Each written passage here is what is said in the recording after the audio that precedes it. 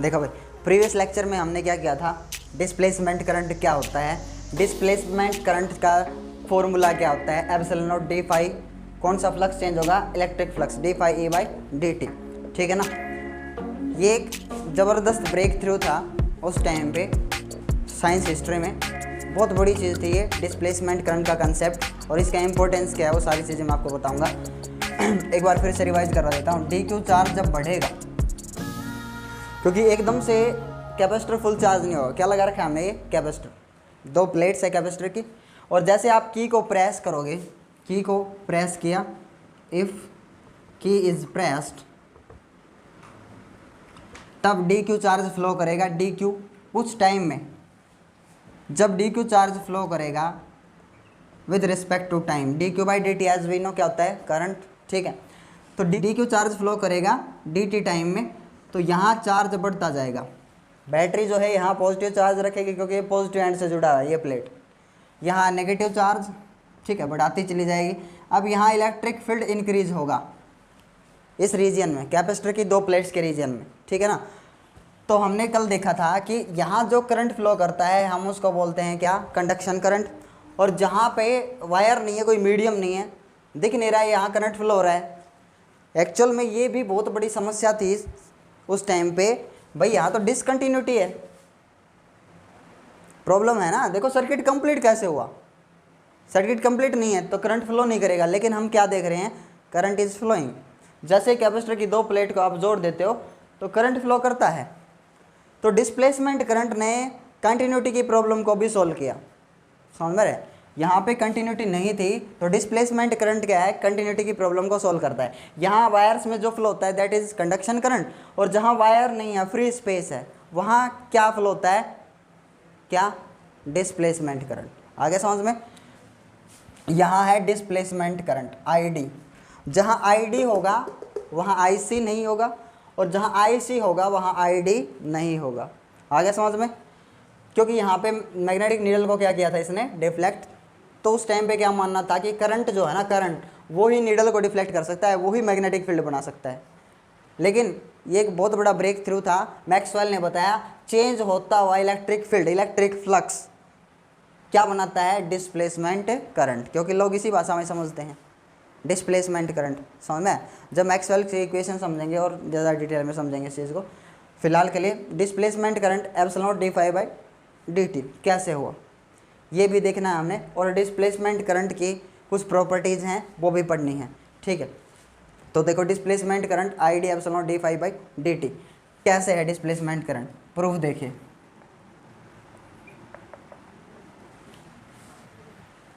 किसने दिया था डिस्प्लेसमेंट करंट, ये भी बताना चाहिए आपको, मैक्सवेल, ठीक है। इसका प्रूफ मैक्सवेल ने कैसे दिया, देखो। अगर डी क्यू चार्ज इस पे जा रहा है with respect to time D T, ठीक है, तो उस पर इलेक्ट्रिक फील्ड बनेगा, इलेक्ट्रिक फील्ड चेंज हो रहे हैं यहाँ, इलेक्ट्रिक फील्ड यहाँ, ठीक है।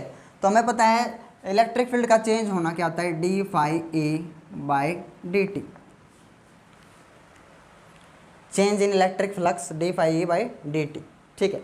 अब वहाँ फ्लक्स का फॉर्मूला क्या होगा, अगर आप फ्लक्स कैलकुलेट करो, फ्लक्स, इलेक्ट्रिक फ्लक्स, क्या फॉर्मूला आता है, ए इंटू ए कोस थीटा, आ रहा है ना समझ में, यही तो होता है। कोस थीटा कितना है, अगर आप देखो इलेक्ट्रिक फील्ड ऐसा, कैपेसिटर की जो प्लेट है, इलेक्ट्रिक फील्ड ऐसा इस प्लेट पे, और कैपेसिटर की जो प्लेट है उसका एरिया वेक्टर किधर होगा, बाहर की side. What is cos, cos theta कितना होगा, दोनों सेम डायरेक्शन में, कितना हो गया, कोस जीरो, और कोस जीरो कितना होता है, 1, तो कोस जीरो 1, तो क्या रह गया, ए इंटू ए, ए इंटू ए। कैपेसिटर की दो प्लेट के बीच में इलेक्ट्रिक फील्ड कितना होता है, कौन बताएगा। कैपेसिटर की दो प्लेट के बीच में इलेक्ट्रिक फील्ड होता है सिग्मा अपॉन में एप्सिलॉन नॉट, ठीक है, इनटू ए। सिग्मा क्या होता है, सरफेस चार्ज डेंसिटी, प्लेट का जो एरिया है ना, सरफेस है, तो total charge by total area, surface charge density. Sigma को क्या लिखूंगा मैं, Q by A, charge by area. Epsilon not है नीचे, इनटू ए है, ए से ए कैंसिल, तो फाई इलेक्ट्रिक फ्लक्स कितना है, क्यू बाई एप्सिलॉन नॉट। चलो यहाँ रखते हैं इस चीज़ को, डी फाई ई को लिखा मैंने Q by epsilon naught, phi की जगह क्यू बाई एप्सिलॉन नॉट, ये देखो, ठीक है। ये फॉर्मूला बन गया D Q by D T, देखो D phi E by D T is equals to, ये बन गया है D Q by D T, और इसको लिख दिया मैंने 1 एप्सिलॉन नॉट। एप्सिलॉन नॉट पलट के इधर चला जाएगा, epsilon naught D phi E by D T is equals to D Q by D T. D Q by D T in this region is displacement current. तो D Q by D T उस region में क्या है, displacement current.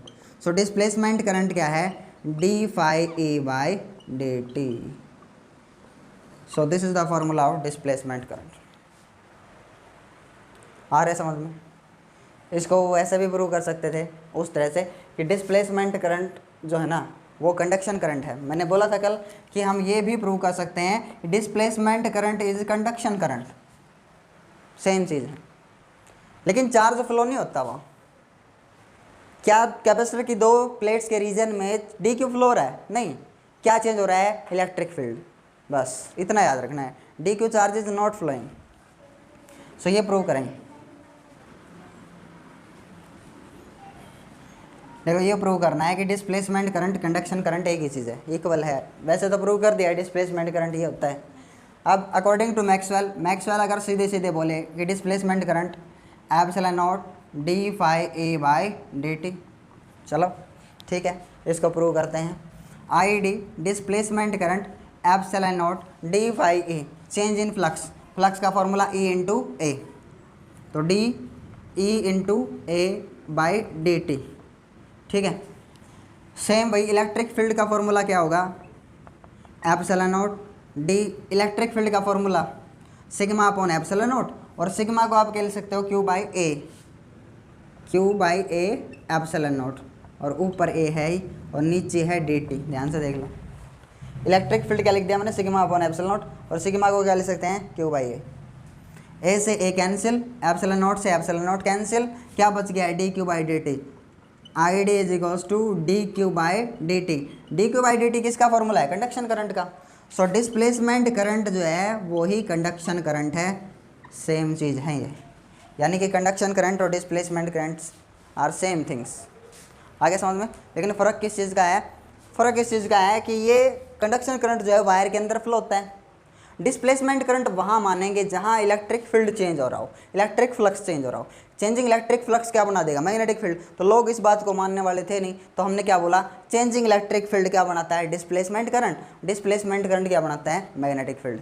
Current है ना भाई, ठीक है। आगे समझ में? अब इसकी कुछ इंपॉर्टेंट प्रॉपर्टीज़ हैं, किसकी, डिस्प्लेसमेंट करंट की, वो समझ लीजिए। डिस्प्लेसमेंट करंट एक्चुअल में समझ में आ जाएगा क्या है डिस्प्लेसमेंट करंट।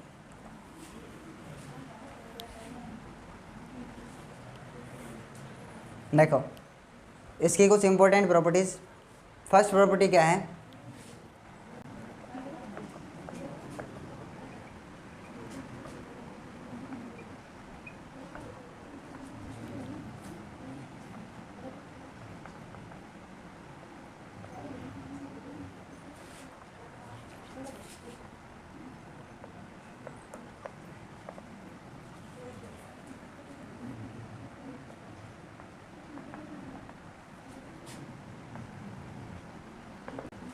देखो फर्स्ट प्रॉपर्टी क्या है, एक एक प्रॉपर्टी समझा रहा हूँ। It is not conventional current. Displacement current अपना कंडक्शन करंट नहीं है, कन्वेंशनल करंट नहीं है। कन्वेंशनल करंट क्या है, कंडक्शन करंट, जहाँ पे डी क्यू चार्ज फ्लो हो रहा हो with respect to time D T. इसको करंट क्यों मानना है, as it produces magnetic field, ये मैग्नेटिक फील्ड प्रोड्यूस करता है, so it is called a current, that's why it is called a current, इसलिए क्या बोला जाता है, करंट है। सेकेंड प्रॉपर्टी,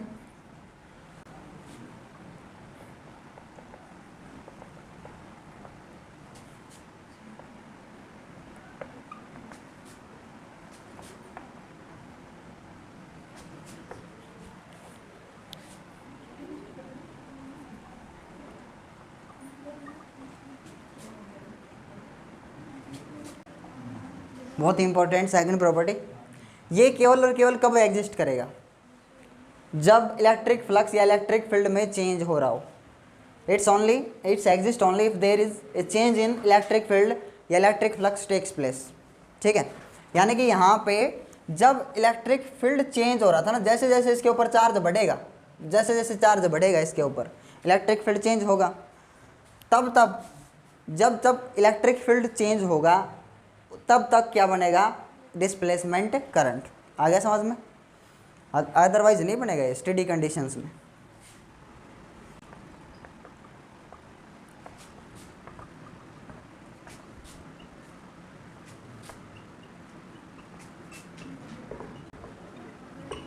ठीक है, थर्ड प्रॉपर्टी भी समझ में आ गई होगी। स्टेडी कंडीशंस में ये एग्जिस्ट नहीं करेगा, यानी इलेक्ट्रिक फील्ड चेंज नहीं हो रहा होगा तो नहीं करेगा exist. Fourth property,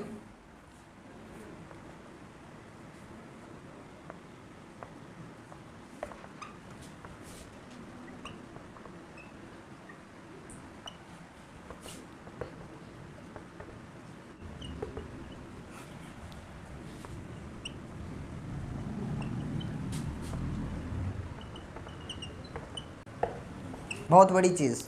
fourth property क्या है, कंडक्शन करंट के साथ साथ, कंडक्शन करंट के साथ it satisfies the property of continuity. यानी कि लोगों का मानना ये था कि भाई यहाँ अगर कोई मीडियम ही नहीं है, यहाँ वायर ही नहीं है, फिर भी करंट फ्लो हो रहा है। साइंटिस्ट इस बात से काफ़ी आश्चर्यचकित थे। क्या, अगर यहाँ कंटिन्यूटी नहीं है, यहाँ कोई सर्किट कंप्लीट ही नहीं है, देखो क्योंकि यहाँ बीच में क्या है, एयर या वैक्यूम, बीच में हवा है, तो ये डिसकंटिन्यूस हुआ ना, लेकिन फिर भी क्या फ्लो हो रहा है, करंट। तो इसलिए ये कंडक्शन करंट के साथ डिसकंटिन्यूटी की जो प्रॉपर्टी है, कंटिन्यूटी वाली, डिसकंटिन्यूटी बोले, कंटिन्यूटी की जो प्रॉपर्टी है उसको भी क्या करता है, ये सेटिस्फाई करता है। यहाँ एक करंट है, यहाँ भी एक करंट है, इसके बीच में सर्किट कंप्लीट है तभी करंट फ्लो कर रहा है, अदरवाइज फ्लो नहीं करता। आ गया समझ में? सो दिस इज 3 और 4 important properties of displacement current. ठीक है, अभी आगे बढ़ते हैं और ये पढ़ेंगे अभी कि अभी एम्पियर्स लॉ जो है ना, एम्पियर्स मैक्सवेल्स लॉ, वो क्या है, वो मॉडिफाई रूप है इसका, एम्पियर्स मैक्सवेल लॉ। कल मैंने आपको बताया था। तो बहुत सारी इक्वेशंस को इसने देखा और उनको थोड़ा सा मॉडिफाई किया। ठीक है, तो वो इक्वेशंस किसके नाम से जानी जाने लगी, Maxwell's equations. Those equations are known as Maxwell's equations. आप यूँ समझिए, इतनी इंपॉर्टेंट इक्वेशंस है, वो पूरा इलेक्ट्रिसिटी का ज्ञान, इलेक्ट्रिसिटी और मैग्नेटिज्म का पूरा ज्ञान सिर्फ 4 इक्वेशंस में समेट दिया है मैक्सवेल ने। ठीक है ना, और ये पूरा का पूरा जो चैप्टर है वही 4 इक्वेशंस जो हैं वो सेटिस्फाई कर जाएंगे। पूरे के पूरे चैप्टर में जो बातें होंगी वही 4 इक्वेशन बता देंगे। आगे समझ में? तो मैक्सवेल्स इक्वेशंस पढ़ेंगे अभी। मैक्सवेल्स इक्वेशंस क्या हैं भाई?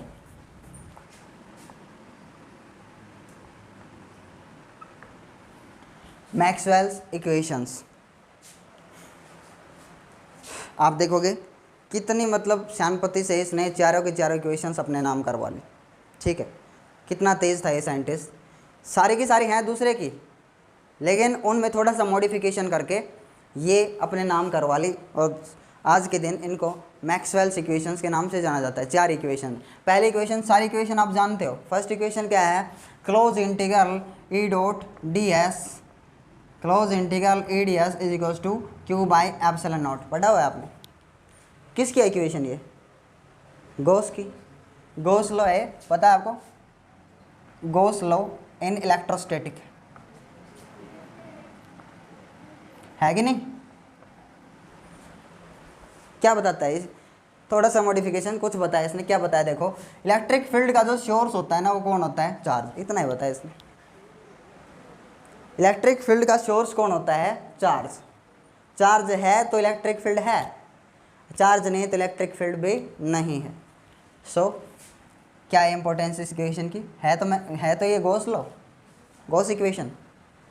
बस इतना सा बताया है और अपने नाम कर ली कि सोर्स ऑफ इलेक्ट्रिक फील्ड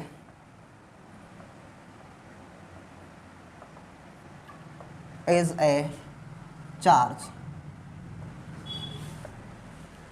या charge is the source of electric field. ठीक है, सेकंड इक्वेशन क्या है, close integral B d S is equals to 0। पढ़ा हुआ है क्या ये भी गॉस लॉ है, गॉस लॉ इन मैग्नेटिज्म। फिर क्या बताता है, अगर आप किसी मैग्नेट को, BDS का मतलब क्या है, फ्लक्स लिंक होना, किसी मैग्नेटिक फील्ड में आप किसी भी एरिया को रखोगे, किसी सरफेस को रखोगे, या किसी मैग्नेट को आप रखोगे, किसी मैग्नेट को किसी क्लोज सरफेस के अंदर रखोगे, फ्लक्स लिंक नहीं होगा। देखो क्या बताती है इक्वेशन, इक्वेशन यह बताती है कि क्लोज इंटीग्रल ds, किसी क्लोज सरफेस के अंदर, क्लोज बॉक्स है, कुछ भी है, कैसी शेप, रेक्टेंगुलर हो, स्फेरिकल हो, सिलेंड्रिकल हो, आप अगर मैग्नेट को रखोगे तो उसके साथ मैग्नेटिक फ्लक्स कितना लिंक होगा, 0। क्यों? क्योंकि जितना मैग्नेटिक फील्ड लाइंस निकल रही हैं नॉर्थ, देखो एक मैग्नेट को जब आप रखोगे तो नॉर्थ और साउथ पोल दोनों होंगे, तो जितनी मैग्नेटिक फील्ड लाइन बाहर निकलेंगी उतनी एंटर करेंगी, ये समझिए, जितनी एंटर कर रही हैं उतनी ही बाहर निकल रही हैं। तो बाहर निकलने वाले को पॉजिटिव मान लें, अंदर एंटर करने वाले को नेगेटिव मान लें, तो टोटल फ्लक्स लिंक कितना हुआ, 0। अगर एक अकेला नॉर्थ पोल रखा हो सकता था ना अंदर, या अकेला साउथ पोल रख सकते थे हम, तो ही फ्लक्स लिंक होता, समझ में रहे। और मोनोपोल एग्जिस्ट नहीं करता मैग्नेटिज्म में, so monopole does not exist in magnetism, ये बताते इक्वेशन। थर्ड इक्वेशन किसकी है, थर्ड इक्वेशन है फैराडे की,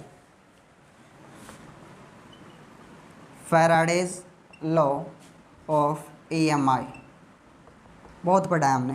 induce EMF is equals to minus d∅b/dt, negative sign सिर्फ डायरेक्शन के लिए, इसकी टेंशन मत लो, ठीक है।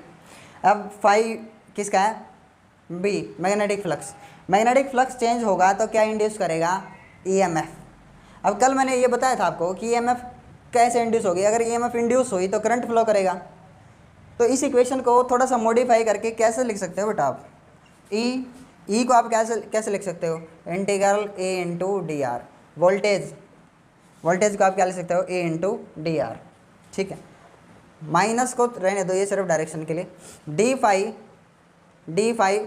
फाई किसका है, B, मैग्नेटिक फील्ड का है, तो फाई को क्या लिखोगे, फ्लक्स का फॉर्मूला क्या है, B इंटू A।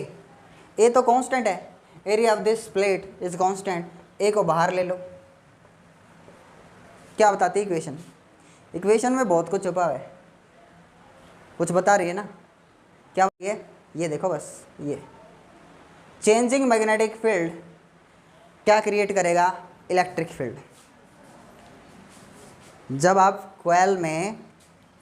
कोयल के साथ एक मैग्नेट को मूव कर रहे थे आगे पीछे, तो आप क्या चेंज कर रहे थे, मैग्नेटिक फील्ड, जिसको क्या बोलेंगे, मैग्नेटिक फ्लक्स। मैग्नेटिक फ्लक्स आप चेंज कर रहे थे तो उसमें EMF इंड्यूस हुआ, करंट फ्लो हो गया। करंट फ्लो क्यों हुआ, क्योंकि उसके अंदर क्या बना था, इलेक्ट्रिक फील्ड। इलेक्ट्रिक फील्ड के कारण इलेक्ट्रॉन्स या जो पॉजिटिव चार्जेस हैं उनके ऊपर क्या लगता है, फोर्स, और वो चलना स्टार्ट कर देते हैं। तो ये इक्वेशन बहुत कुछ बताती है, क्या बताती है, changing magnetic field induce electric field, इतना है बताती है फैराडे की इक्वेशन। Changing magnetic field, changing B induces electric field. और इलेक्ट्रिक फील्ड कैसा, perpendicular to the direction of B।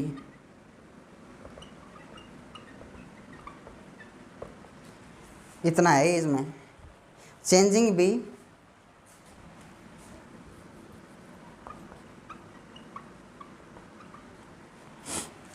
Induces electric field. Change होता हुआ मैग्नेटिक फील्ड किसको इंड्यूस करेगा, किसको प्रोड्यूस करेगा, इलेक्ट्रिक फील्ड को। और इलेक्ट्रिक फील्ड जो प्रोड्यूस होगा वो B के ऊपर क्या होगा, परपेंडिकुलर, समझना क्या। इस कंडक्टर के अंदर कल हमने देखा था, अगर इलेक्ट्रॉन्स, करंट ऐसे फ्लो कर रहा था तो हमने देखा इलेक्ट्रॉन्स ऐसे फ्लो कर रहे हैं, करंट ऐसे फ्लो कर रहा है, इलेक्ट्रॉन ऐसे चल रहे हैं, देखा था कि नहीं। जैसे जैसे आप क्या बढ़ा रहे हो, B, यानी कि नॉर्थ पोल इधर ले जा रहे हो, नॉर्थ पोल, और ये अपोज करने के लिए लेंस लॉ के अकॉर्डिंग ऐसे करंट फ्लो करवाएगी ताकि फ्लक्स लिंक ना हो। इधर नॉर्थ पोल, इधर भी क्या बनाएगी, ये नॉर्थ पोल, और नॉर्थ पोल बनाने के लिए इधर से करंट फ्लो करवाएगी। करंट अगर इधर फ्लो करेगा तो डायरेक्शन किधर होगी, इलेक्ट्रॉन्स के फ्लो की अपोजिट। अगर इलेक्ट्रॉन ऐसे फ्लो कर रहा है ना, इलेक्ट्रॉन ऐसे, तो यहाँ इलेक्ट्रिक फील्ड ऐसा, यहाँ इलेक्ट्रिक फील्ड ऐसा, इलेक्ट्रिक फील्ड ऐसा, यहाँ इलेक्ट्रिक फील्ड ऐसा। इलेक्ट्रिक फील्ड के अपोजिट डायरेक्शन में क्या चलेगा, इलेक्ट्रॉन, बताया था ना। अब सोचो आप, ये रहा बी और ये रहा इलेक्ट्रिक फील्ड। कितना एंगल है, परपेंडिकुलर है कि नहीं, है कि नहीं परपेंडिकुलर, आ गया समझ में। हाँ अब देखो फोर्थ इक्वेशन। फोर्थ इक्वेशन कौन सी है भाई, ampere circuital law, Ampere's circuital law, ये इक्वेशन है फोर्थ। ये क्या है इक्वेशन, ये इक्वेशन ये है close integral B D L is equals to mu naught I, है ना, म्यू नोड आई। लेकिन अकॉर्डिंग टू मैक्सवेल आई क्या है, आई कंडक्शन प्लस में आई डिस्प्लेसमेंट, यही है नहीं। अब इस इक्वेशन को थोड़ा सा मॉडिफाई करके कैसे लिख दिया, इस इक्वेशन को मॉडिफाई करके कैसे लिख सकते हैं, देखो close integral B D L is equals to mu naught I C plus I D. Displacement current अभी भी बताया मैंने, क्या फॉर्मूला था डिस्प्लेसमेंट करंट का, epsilon naught D phi E by D T, पढ़ा है ना अभी भी।